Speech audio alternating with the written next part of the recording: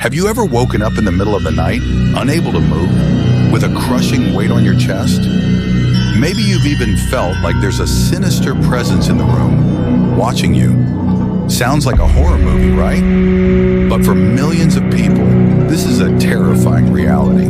It's called sleep paralysis, and today we're diving deep into the science behind why it happens, what it means, and how you can deal with it. Stick around. This is going to be a fascinating ride. Let's start with the basics. Sleep paralysis is a temporary inability to move or speak that happens when you're waking up or falling asleep.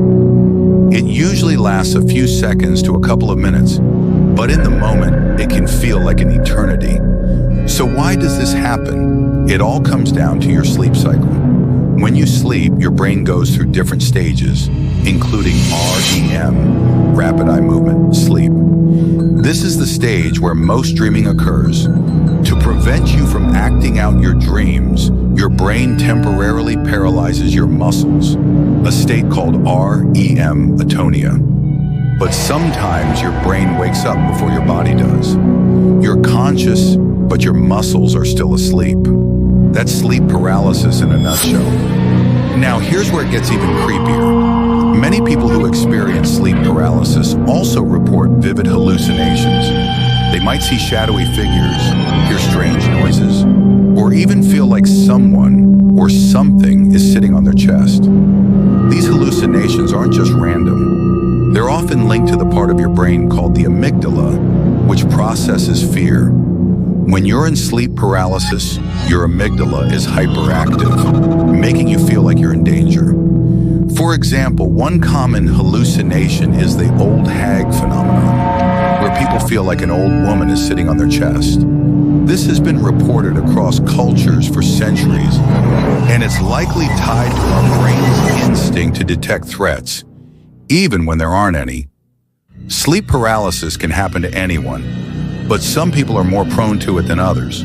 Studies show that about 8% of the general population experiences it at least once in their lives.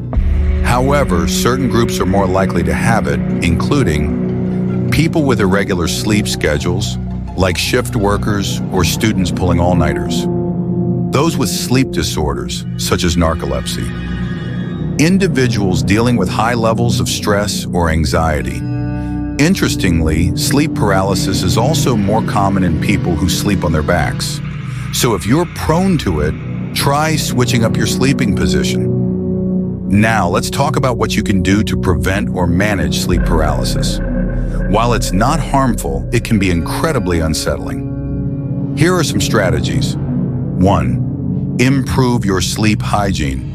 Stick to a regular sleep schedule, avoid caffeine before bed, and create a calming bedtime routine. 2. Reduce stress. Practice relaxation techniques like deep breathing, meditation, or yoga. 3. Change your sleeping position. As I mentioned earlier, sleeping on your side can help. 4. Seek professional help. If sleep paralysis is frequent or severely impacting your life, consider talking to a sleep specialist. Remember, the key is to stay calm if it happens. Focus on trying to move small muscles, like your fingers or toes, to wake up your body.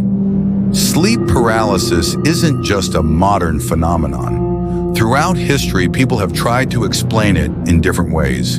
In medieval Europe, it was often blamed on demons or witches. In Japan, it's linked to a spirit called kanashibari, which means to bind with metal. And in the Caribbean, it's sometimes attributed to a supernatural being called the Kakma. These cultural interpretations show just how universal and terrifying this experience can be. But now that we understand the science behind it, we can approach it with curiosity rather than fear. Sleep paralysis might be scary, but it's also a fascinating glimpse into how our brains work. If you've ever experienced it, you're not alone. And now you know what's really going on. If you found this video helpful or interesting, give it a thumbs up and share it with someone who might need it.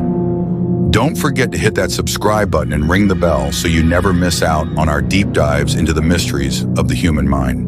And hey, drop a comment below Have you ever experienced sleep paralysis? What was it like? Let's start a conversation. Thanks for watching, and I'll see you in the next video. Sleep tight and don't let the sleep paralysis bugs bite. Subscribe button, links to related videos, and a calming animation of a person sleeping peacefully.